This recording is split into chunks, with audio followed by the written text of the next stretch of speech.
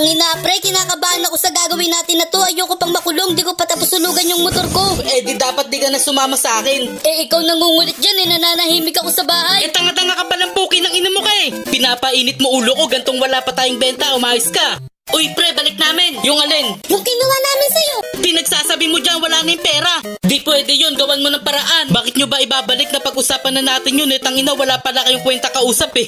Sablay binigay mo, di namin magamit ng maayos. Oh, hindi ko nakasalanan yun. May kasama kaming asset dito. Tangina mo, ba't nagsasama ka ng ganyan? Ipapahamak mo pa pala kami dito. Sige, ganito na lang, mamaya papalitan namin yung item nyo. Didiskarte lang muna kami nito. Parang gusto ko nang umuwi, pre, baka mahuli tayo. Hindi yan, mamaya mga last gis kita na lang tayo sa palengke. Ano pre, kaya mo na to. Di ko alam, pre, kinakabahan ako. Huwag kang mag-alala, akong bahala. Pag nakuha mo yung item doon, 100k, bibigay ko sa'yo, bilhin mo gusto mo. Oh shit, mababayaran ko na motor ko. Sige, game!